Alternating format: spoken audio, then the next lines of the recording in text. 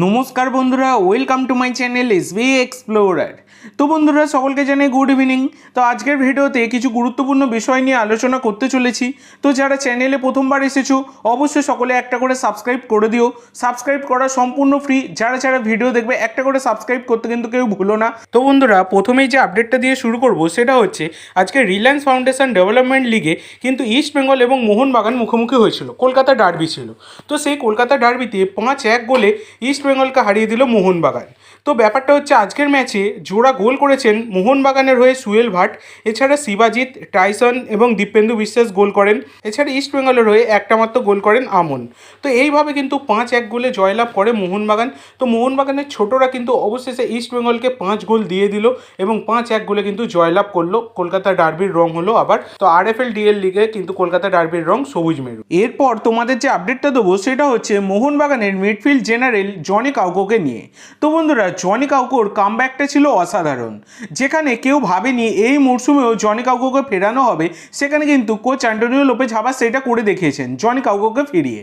এবং কার জায়গায় ফিরিয়েছিলেন সেটা ছিল একটা মারাত্মক, কারণ হুগো বুমোকে বাদ দিয়ে জনিকে নেওয়া বিশাল বড় একটা ডিসিশন ছিল এবং হাবাস চোখে আঙুল দিয়ে বারবার দেখিয়ে দিয়েছেন তার ডিসিশন কিন্তু কোনো অংশেই ভুল ছিল না এবং আমরাও সেটা কিন্তু সকলেই দেখতে পাচ্ছি। তো জনি কাউকো কিন্তু সামান্য কয়েক মাসের জন্য এই মে মাস অবধি চুক্তিতে তিনি কিন্তু সই করে মোহনবাগান দলে যোগ দিয়েছিলেন। তবে বন্ধুরা, জনি কাউকোর যা পারফরমেন্স তার সাথে কিন্তু আরও 2 মরশুমের চুক্তি বাড়াতে চলেছে মোহনবাগান। এই রকমই আপডেট পাওয়া যাচ্ছে। 2 মরশুমের মানে কি ব্যাপারটা তোমাদেরকে বলে দিই। 1+1 ডিলে কিন্তু চুক্তিটা বাড়তে চলেছে, এই রকমই কিন্তু আপডেট রয়েছে। তো দেখা যাক এই মরশুম শেষ হওয়ার আগে বা মরশুম শেষ হওয়ার পরে তোমরা কিন্তু অফিসিয়াল অ্যানাউন্সমেন্ট পেয়ে যাবে। এটা নিয়ে কিন্তু চিন্তা করার কোনো কারণ নেই।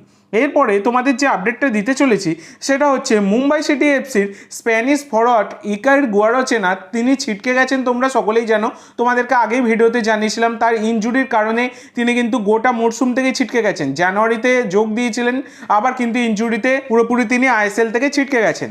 তো তার জায়গায় কিন্তু নতুন বিদেশি স্ট্রাইকার সই করিয়ে নিল মুম্বাই সিটি এফসি। তার নাম হচ্ছে জাকুব ভোস্টাচ। তো জাকুব ভোস্টাচ হচ্ছেন একজন 30 বছর বয়সী স্লোভাকিয়ার সেন্টার ফরওয়ার্ড ছাড়া তিনি কিন্তু সেকেন্ড স্ট্রাইকার আর রাইট উইংয়ে খেলতে পারেন। মার্কেট ভ্যালু 1.2 কোটি টাকা। তো এই প্লেয়ারটি কিন্তু স্লোভাকিয়া আন্ডার-21 দলের হয়ে খেলেছেন।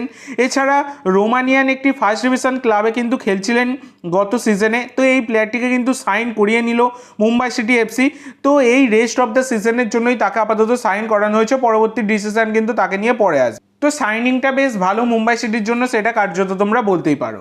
তো আজকের জন্য এইটুকু বন্ধুরা। ভিডিওটি ভালো লাগলে অবশ্যই লাইক করো, শেয়ার করো। আমার চ্যানেলে প্রথমবার এসে থাকলে চ্যানেলটি সাবস্ক্রাইব করো আর কমেন্ট করে জানাও ভিডিওটি কেমন লাগলো। ধন্যবাদ।